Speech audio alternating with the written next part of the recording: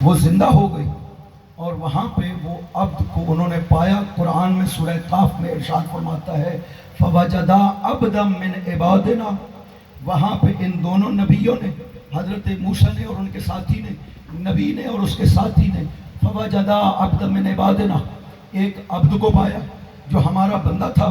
آتَيْنَاهُ مِن لَّدُنَّا عِلْمًا، یہ وہ بندہ ہے جس کو ہم نے اپنی طرف سے علم عطا کیا ہوا تھا۔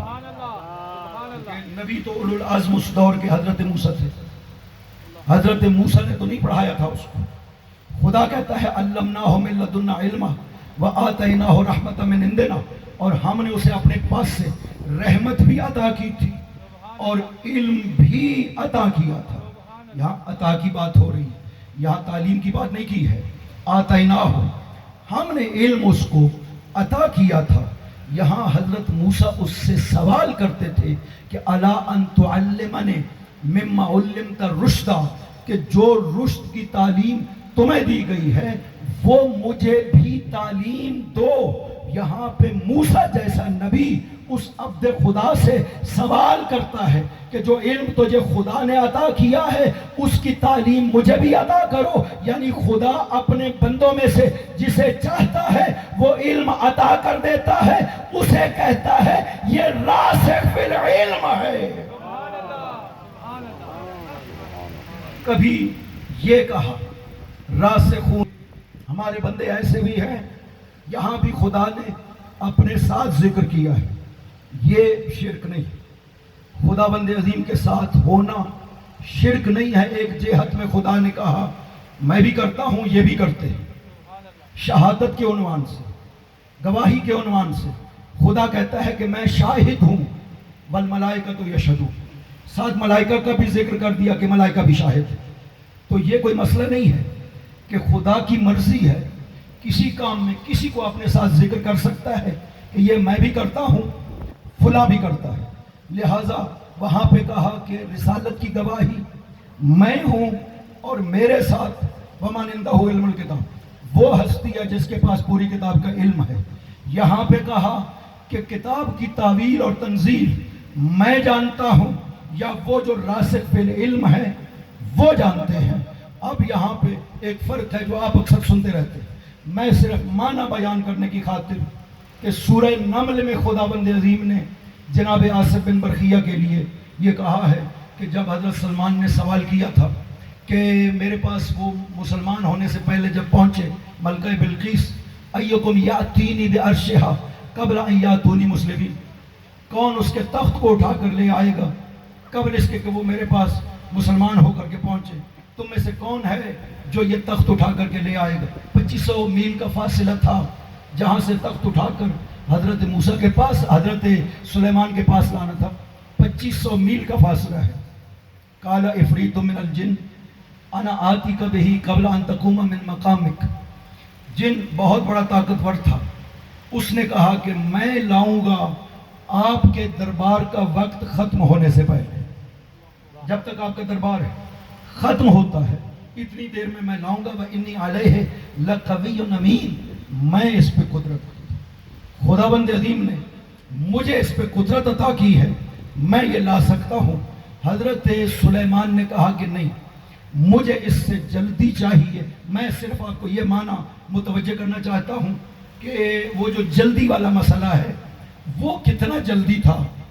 اب جب حضرت سلیمان نے کہا نا کہ میں اس سے جلدی چاہتا ہوں، تو یہاں قرآن فرماتا ہے 40 نمبر آیت ہے سورہ نمل کی کہ قال الذی عندہ علم من الکتاب انا آتیک بہ قبل ان یرتد الیک طرفک، وہ جس کے پاس کتاب کے ایک حرف کا علم تھا اس نے کہا کہ میں وہ تخت اٹھا کر لے آؤں گا تیرے پلک جھپکنے سے پہلے۔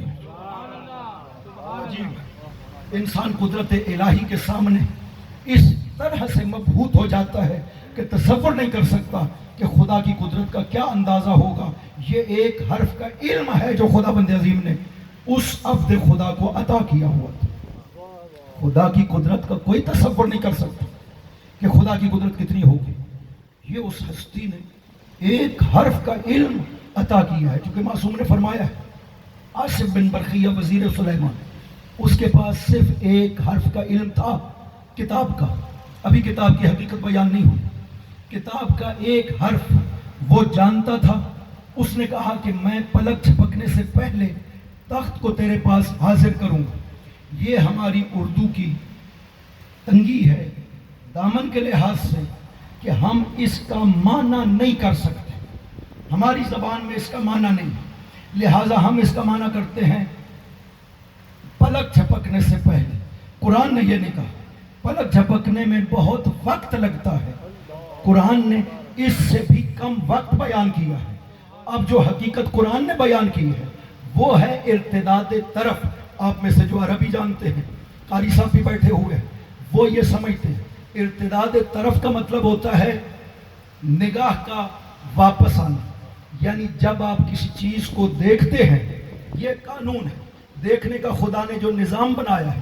جب آپ کسی چیز کو دیکھنا چاہتے ہیں، اس کا نظام یہ ہے کہ آپ کی آنکھ سے ایک شعاع نکلتی ہے، اس چیز پر پڑتی ہے، وہاں سے اس کی تصویر اٹھتی ہے، وہ آپ کی آنکھ میں واپس آتی ہے.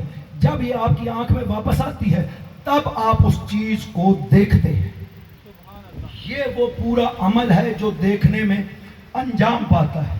خداوند عظیم نے کہا کہ یہ آصف کہہ رہے ہیں کہ آنکھ سے جو شعاع نکلتی ہے اور اس چیز پر پہنچتی ہے، اس شعاع کے آنکھ میں واپس آنے سے پہلے میں تخت بلقیس کو لے آؤں گا.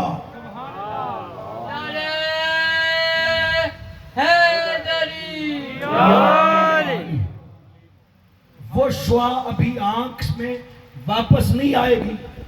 میں تخت بلقیس کو لے کے آؤں گا. 2500 میل کا فاصلہ ہے.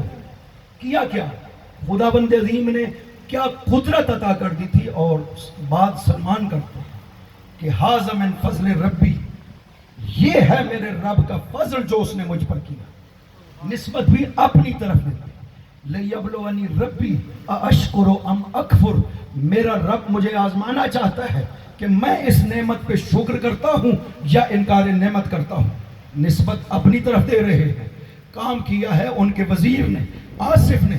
یہ بتانا چاہتے ہیں کہ میرا وجود اور میرے اس وزیر کا وجود الگ الگ نہیں ہے. اس کا علم میرا علم ہے اور میرا علم اس کا علم ہے. اس حقیقت کی طرف متوجہ کرنے کے لیے یہ جملے حضرت سلمان فرماتے ہیں. معصوم نے ارشاد فرمایا، یہ مقایسہ حدیث میں امام جعفر صادق علیہ الصلوۃ والسلام نے فرمایا.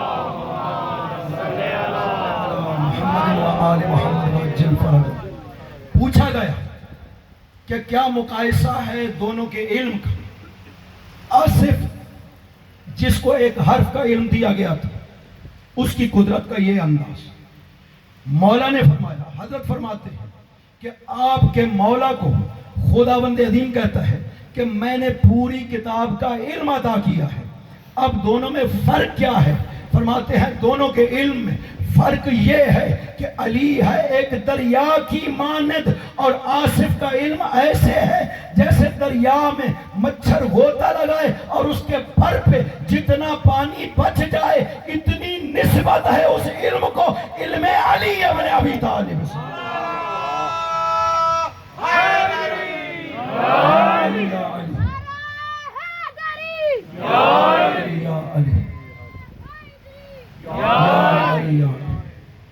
کبھی کہا کہ یہ راسخ فی العلم، کبھی کہا اوت العلم، یہ وہ ہیں جنہیں علم دیا گیا ہے.